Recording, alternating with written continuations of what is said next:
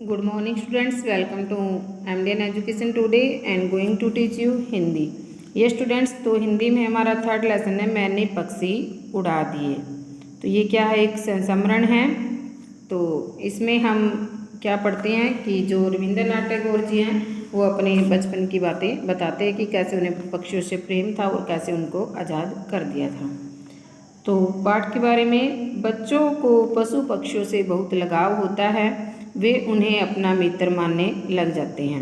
मान ले कोई भी पक्षी है या पशु है हम पालते हैं, जैसे डॉगी पालते हैं, कोई तोता भी पालता है, पैरेट को पाल लेते हैं, तो वो हमें इतने प्यारे लग जाते हैं, इतना लगाव कि हमें एक दोस्त एक भाई की तरह लगने लग जाते हैं। उनकी पीड़ा देखकर वे स्वयं भी दुखी हो जाते हैं, मतलब जब उन्हें कोई दर्द होता है तो हमें खुद भी दर्द होता है। रविंद्रनाथ टैगोर के बचपन से जुड़ा यह एक सहसमरण इसी लगाव को दिखाते हुए उनके बाल मन की एक झांकी प्रस्तुत कर रहा है, मतलब एक जो बचपन की याद होती है ना उसको बता रहा है। तो ये क्या है, बाल मन की चंचलता की, बचपन में बच्चे कैसे चंचल होते हैं, पशु पक्षियों से कैसे प्रेम होता है और हमें दूसरों का दुख समझना चाहिए। ये स्टूडेंट्स तो हम लेसन रीड करते हैं। बात मेरे बचपन की है। तो जो रविंद्रनाथ जी बता रहे हैं ये बचपन की बात की, मेरे बचपन की बात है। मैं उन दिनों 8-9 वर्ष का बालक ही था। कितने साल का था ये? 8-9 वर्ष का था। कौन थे? रविंद्रनाथ टैगोर जी। ये बातें हम ध्यान रखेंगे ना तो हमें क्वेश्चन अपने आप ही याद हो जाएंगे बेटा। हमारा घर बहुत बड़ा था। रविंद्रनाथ जी का घर कैसा था, छोटा या बड़ा? तो बड़ा था। आसपास के कई घरों की छतें एक दूसरे से सटी हुई थी। सटी हुई का मतलब कि लगी हुई थी, मतलब होते ही ऐसे हैं, जब इकट्ठे कई घर होते हैं तो उनकी छतें तो एक दूसरे से मिली होती है। तो पहले तो होते ही ऐसे थे कि सभी घर एक दूसरे के साथ छतें जो है सटी हुई होती थी। मोहल्ले के लड़के छतों पर पतंग उड़ाते। आसमान में रंग बिरंगी पतंगों के साथ साथ उड़ते पक्षी मुझे बहुत भाते। कि पहले बच्चे क्या होते, छोटे होते, सभी अपने अपनी छतों पर चढ़ जाते थे और पतंग उड़ाते थे, और उनके साथ साथ पहले पक्षी भी बहुत उड़ते दिखाई देते थे। कई बार तो ढार की डार उड़ती दिखाई देती थी। ढार की डार का मतलब बहुत बड़ी लाइन सी बनी होती थी, उनके इतने पक्षी इकट्ठे उड़ते दिखाई देते थे। ऐसा लगता मानो पक्षी हमारी पतंगों के साथ वो होड़ लगा रहे हों कि कौन ऊंचा उड़ता है। यानी कि देखो पक्षी भी उड़ते दिखाई दे रहे हैं और पतंग भी, कि हम सोच रहे हम पतंग ऊंचा उड़ा रहे हैं और पक्षी सोच रहे कि हम ऊंचे उड़ रहे हैं, मतलब ये अपने मन में फील करते हैं कि मतलब ऐसा लगता था। ये स्टूडेंट्स तो हमारा नेक्स्ट पेज है।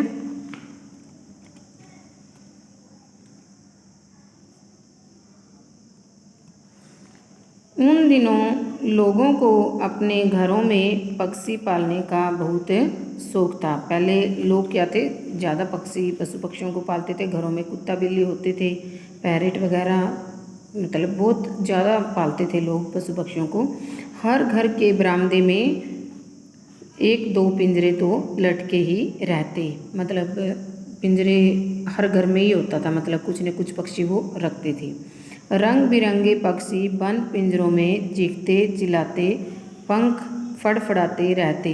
मतलब देखो जो व्यक्ति आज़ाद रहने वाला और उसको हम बांध करके रखेंगे, क्या वो रहेगा? तो वो तो क्या है, चीखेगा चिल्लाएगा और बेचारे अपने पंखों को पिंजरों के अंदर फड़फड़ाते रहते। उनकी आवाज़ें सुनकर मेरा मन बहुत खिन्न हो जाता। खिन्न क्या होता है, दुखी हो जाता। कि देखो हर किसी की अपनी अपनी फीलिंग होती है। किसी को तो कोई दुख में है उसको देख करके अच्छा लगता है, और किसी को थोड़ा सा भी अगर कोई दुखी है तो वो खुद ही दुखी हो जाता है, मतलब खुद फील हो जाता है उसे। तो जो रविंद्रनाथ जी थे वो, उनको भी जब वो पिंजरे में बंद पक्षियों को देखते थे तो उन्हें खुद ही मतलब अपने अंदर ही दुख हो जाता था।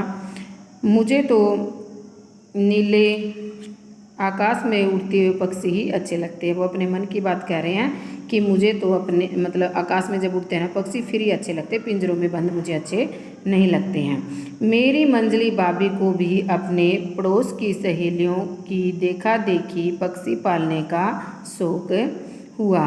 मंजली क्या होता है, बीच वाली। वो कहता है कि जो मेरी बीच वाली भाभी है ना वो भी पड़ोस में देख आई। अब लेडीज की आदत ही होती है, जब 1-2 चीज़ को देख लेती है तो उनको तो वो चीज़ चाहिए होती है। तो वो क्या करती है, पड़ोस में देख आई तो उन्होंने क्या किया, कहती है कि मुझे भी पक्षी पालने हैं।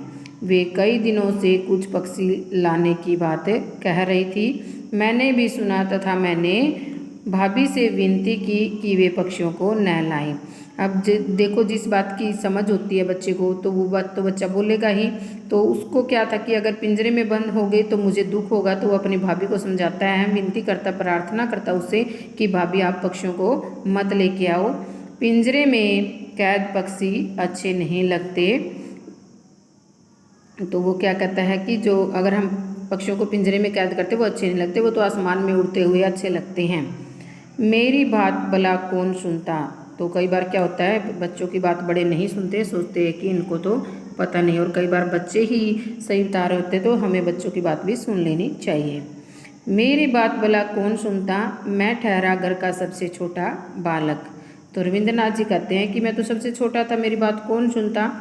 भाभी 4 रंग बिरंगी चिड़ियाँ और एक नया पिंजरा खरीद कर ले आई। तो ये देखो पिक में दिखाया हुआ है, ये लेडीज खड़ी हैं इसके आसपास, ये पिंजरे में पक्षी डाले हुए हैं। तो वो क्या करती हैं, एक पिंजरा ले आती है और 4-5 पक्षी ले आते हैं। पिंजरे में बैठे चिड़ियों के जोड़े चीख चिल्ला रहे थे। भाभी हंस हंस कर पड़ोस की औरतों को रंग बिरंगी चिड़ियाँ दिखा रही थी। अब देखो, उसे तो पक्षी पालने का शौक चढ़ा था, अब उसे ये थोड़ी दिख रहा था कि वो दुखी है, वो तो ये कि देखो मैं ले आई और बहुत अच्छे लग रहे हैं, तो वो तो ये सब दिखा रही थी। लेकिन रविंद्रनाथ जी को उसको देख करके क्या हो रहा था, दुख हो रहा था।